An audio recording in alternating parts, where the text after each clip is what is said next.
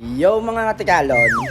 So for today's video guys is ipapakita ko sa inyo kung ano yung ginawa namin ngayon. So ito nakikita nyo to guys. Nakikita nyo to. Nakikita nyo. Ano yung ginawa namin. Ito yung sa taas. Ano yung ano to?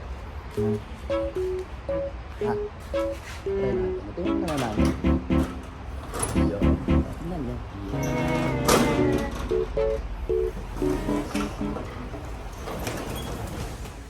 So ito nga yung tinatawag na roller door guys. Ginawa lang namin kanina yan. Kasama ko yung sadanglim kong tumira dyan.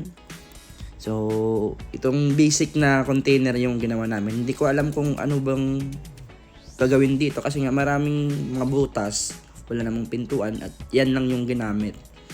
Hindi ko alam kung anong gagawin ng customer dyan kasi nga yan yung design na ginawa namin ngayon.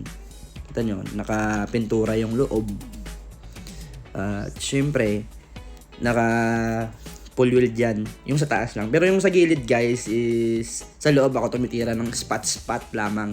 Tapos yung sa labas, siniselect ko na lang. So makikita nyo sa video guys, grabe, sobrang kalat ng workplace namin dito guys.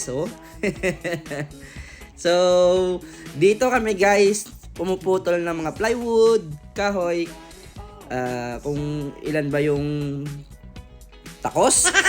Takos. So yun nga, grabe, sobrang dami ng plywood namin, no? At ito nga pala yung ginagamit namin na pang-cutting na mga design, o pwede mong iikot-ikot, o ano ba pwede mong itagilid. O ano ba yung gusto mong design, no? Di ba? Tama. So ito nga yung workplace namin guys, sobrang talagang sobrang kalat. Minsan lang kami kasi nga maglinis kasi pag puro trabaho, sobrang kalat guys, grabe, sobrang kalat talaga. At grabe, maalikabok. Sobrang malikabok yung sa kahoy, metal, tapos nagpipintura pa yung kasama ko. At yun yung ginagamit ko pala ng CO2 guys. Nag-iisa na lang yan. Legendaring CO2 yan. Kasi yung pagdating ko dito guys is nandito yung Indonesian. Nandyan na yan eh. So makikita nyo dito guys, puro container lahat. At yung workplace namin guys, sobrang linis, di ba? Char! So ito nga.